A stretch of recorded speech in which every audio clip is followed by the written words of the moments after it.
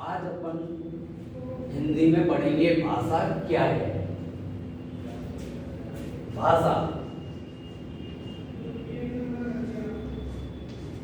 पहले भाषा को अपन मौखिक रूप से समझेंगे। मनुष्य एक सामाजिक प्राणी है। वह समाज में रहते हुए अपने मन के भावों को बोलकर, लिखकर, संकेतों के माध्यम से एक दूसरे के सामने प्रकट करता है और दूसरे के भावों को समझता है। इस प्रकट करने समझाना ही क्या है, भाषा है। अब भाषा की परिभाषा। भाषा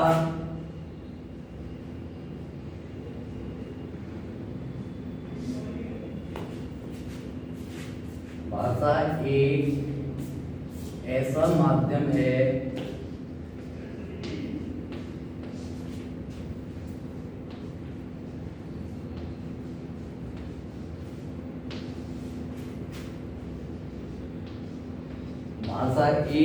माध्यम है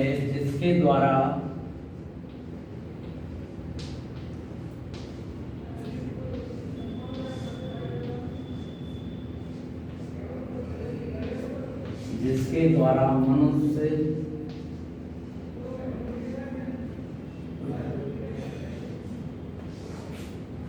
अपने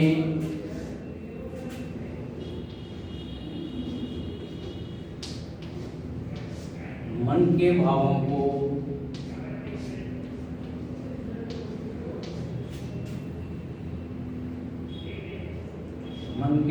को दूसरों के सामने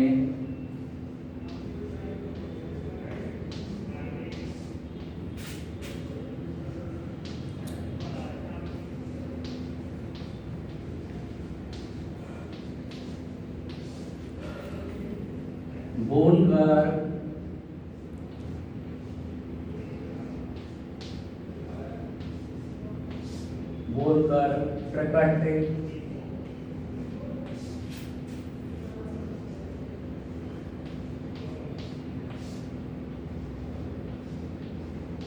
करता है या उनके भावों को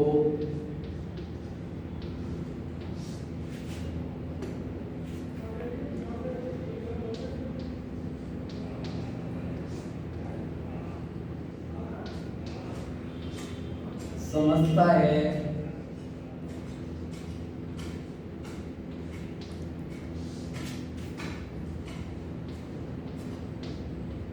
उसे भाषा कहते हैं।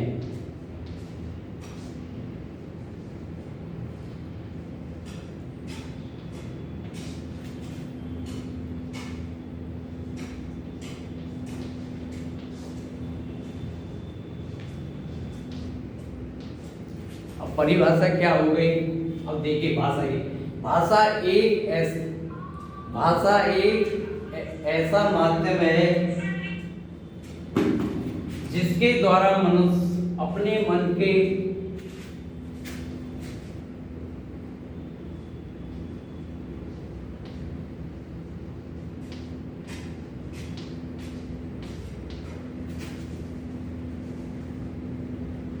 भावों को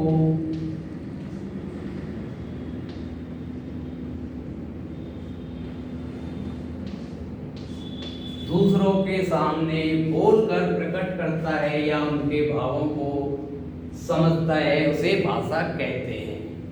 अभी भाषा की परिभाषा हो गई। अब आता है भाषा के कितने भेद होते हैं, कितने प्रकार होते हैं। अब अपन भाषा के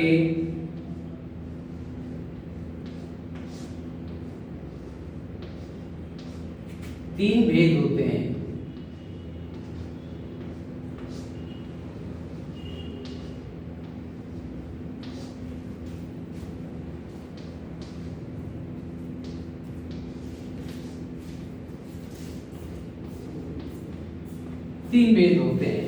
अब तीन भेद कौन कौन से हैं। पहला है मौखिक भाषा।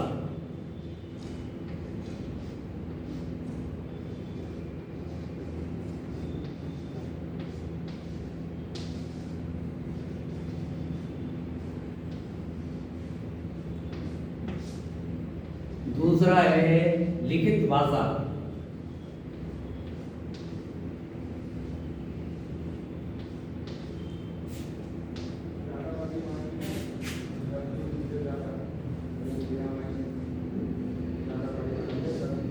तीसरी है सांकेतिक भाषा।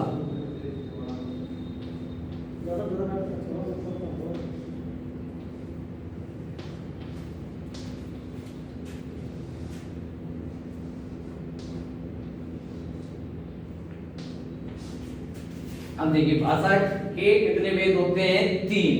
पहली है मौखिक भाषा जिसको अपन बोलकर प्रकट करते हैं। दूसरी है लिखित भाषा जिसको हम लिखकर प्रकट करते हैं। तीसरा ये है सांकेतिक भाषा जिसको हम संकेतों के माध्यम से समझाते हैं, वे सांकेतिक भाषा। अब तीनों की अपन परिभाषा देखेंगे। पहली है मौखिक भाषा।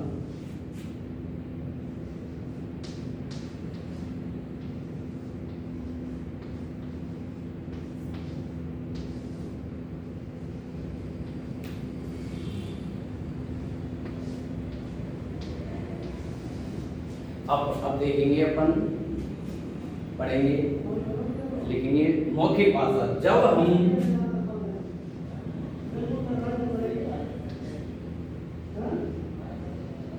हम अपने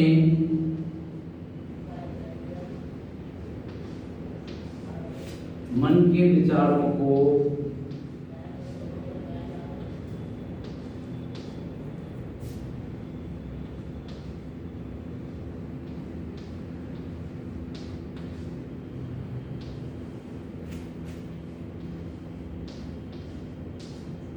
बोलकर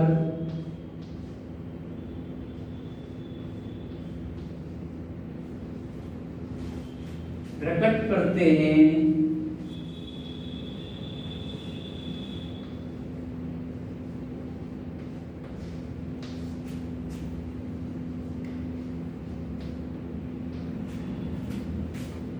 तो उसे मौखिक भाषा कहते हैं।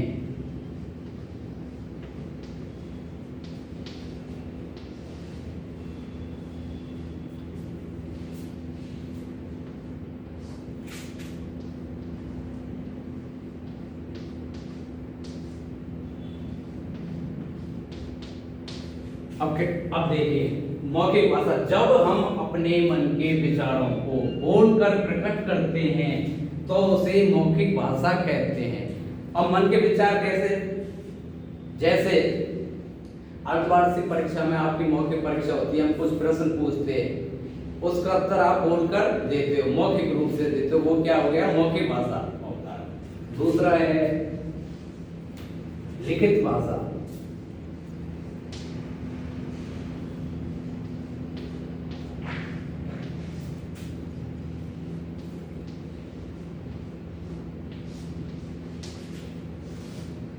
जब हम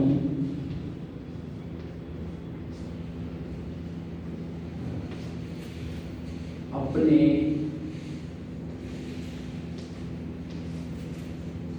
मन के विचारों को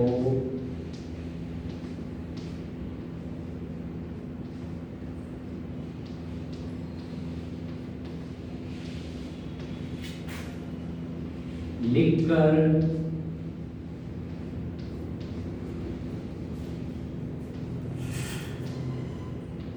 प्रकट करते हैं,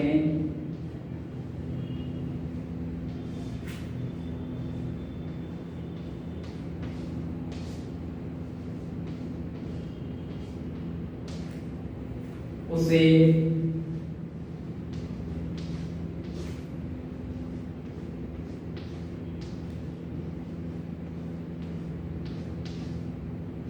लिखित भाषा कहते हैं।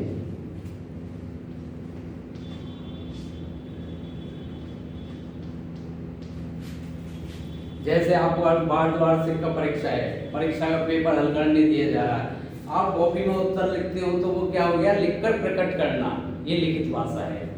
तीसरा है सांकेतिक भाषा। तीसरी क्या है अपनी? सांकेतिक भाषा।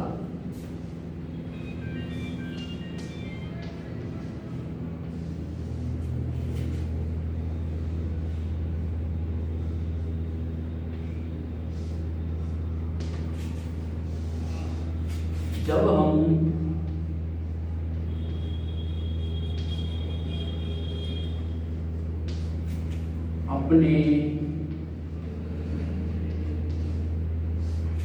मन के विचारों को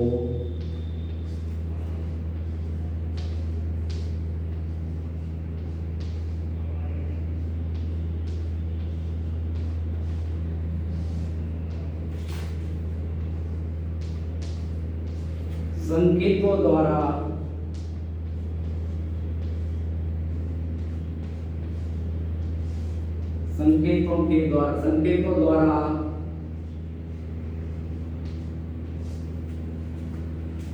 प्रकट करते हैं।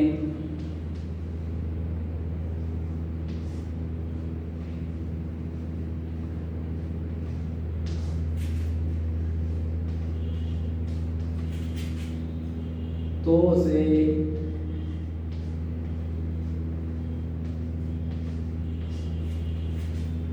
सांकेतिक भाषा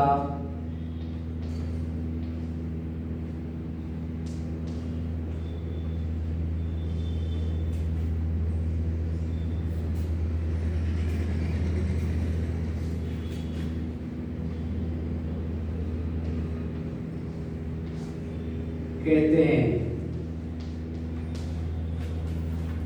देखिए, सांकेतिक भाषा जब हम अपने मन के विचारों को संकेतों के द्वारा प्रकट करते हैं तो उसे सांकेतिक भाषा कहते हैं। ये सांकेतिक भाषा किनके लिए ली जाती है? काम में मुख बधिर लोगों के लिए, जो सुन नहीं सकते और बोल नहीं सकते, उनको संकेतों के माध्यम से समझाया जाता है और उनके संकेतों के माध्यम से हम समझते हैं।